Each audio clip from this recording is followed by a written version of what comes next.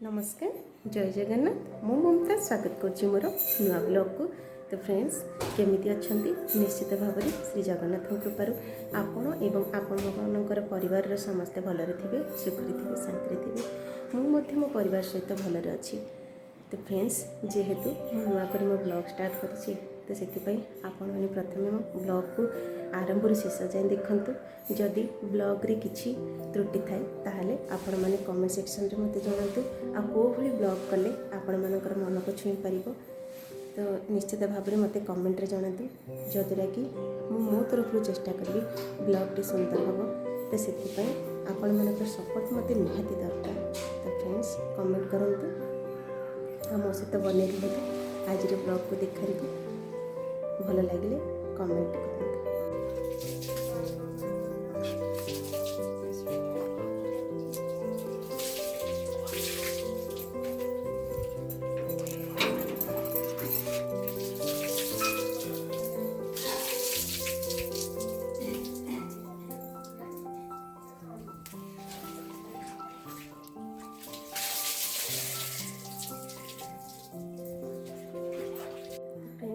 जेहेतु खरा दिन तो खरा दिन में सकाल एत टिफिन खाया भी भल लगे बाबा भी एत पसंद करते तो से बाबा मु मांडिया बनई। मांडिया खाଇବା द्वारा पेट ठंडा रहे आ देह मध्य भल रहे।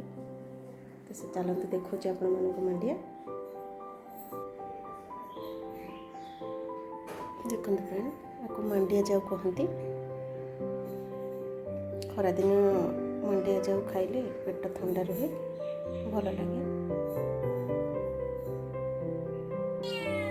कौन कौन होला खाइलो कौन कौन खाइबो कि हाँ धोबली कौन एपटू देख आऊ आऊ आऊ ठीक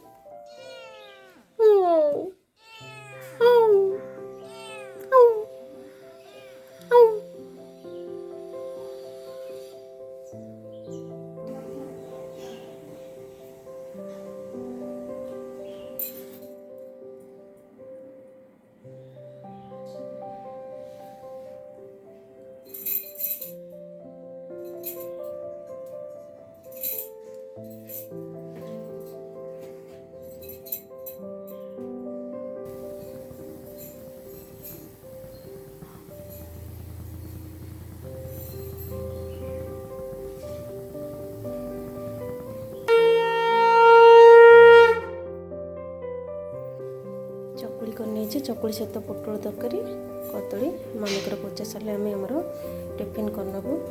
फ्रेंड्स ये कदली आमर बारी रे होता मामी आसतु टिफिन करवा। आज लंच रे मु बनैबी छुंक दही पखाड़ बरड़ा शाग देखे नौ आपको बरड़ा शाग बाछि सारे करी जह्नी काटि नहीं जह्नी आलू भाजीदेवी कलरा को कलरा आलू भजा पियाज लंका काटि देछि जह्नी भजा कलरा भजा पड़ो आउ पांपड़ टी छाणीदेव बरड़ा शाग बाछिले शाग बनईदेवी रोषे कर सारे मुझे देखा मामी आसिले आमर टिफिन खाइबू। क्या फ्रेंड्स कहे कदली रे क्षीर टी चीनी पकई चकड़ी खाइले भल लगे। जदि के टेस्ट करना आज टी टेस्ट करूँ चकुड़ी केते भल लगे आप पोटल तरकारी यहाँ खाइल उड़े खातु भल लगे। आम मामी को पिठा पूरा रोस्ट हो पसंद कड़कड़ हो सेमती चकुड़ी पसंद। तो चलतु फ्रेंड्स आम ए खाई नौचु खाई सारी आपन सहित कथा हो। मामी मोर सब गोटे जगह मिसिक खाऊ से टिफिन हो कि भात हो सब मिसिक खाऊ सब मामी मोर मिसिक खाऊ किंतु न खाइबार बाहाना करके उठिक पଳାନ୍ତି। आ जदि कंपटीशन आम करूँ दिज मामी बस सेमती खाईदेवी सब। चलतु आम घर मुख्य अतिथि को आपण मानक देखिए आसीगले हाँ आसिले कौन टे दे दिए मत आउ तार पेसेंस नहीं बिस्कुट खाओ झील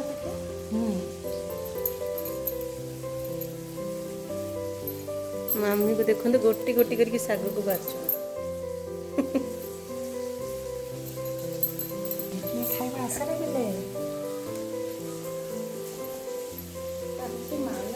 ବରଡ଼ା ଶାଗ ବଢ଼ିଆ ଲାଗିବ ଏଇଟା ଆମେ ମୁଗ ଡାଲି ପକେଇ କରିବା ନା ବଢ଼ିଆ ଲାଗିବ ଗରମ ଗରମ ଖାଇଲେ ମସ୍ତ ଲାଗିବ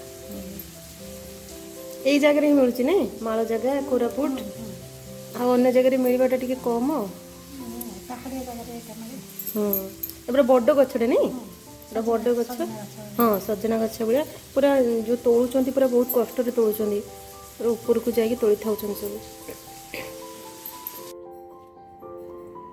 ଚଲନ୍ତୁ ପ୍ରଥମେ ଦହି ପଖାଳ ବନେଇଦେବା ସେଥିପାଇଁ ମୁଁ ଦେଇଛି ଲଙ୍କା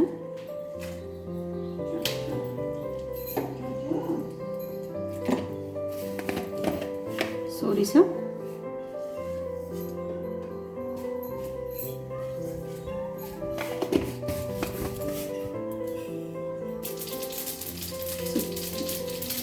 ଭୃଷଙ୍ଗ ପତ୍ର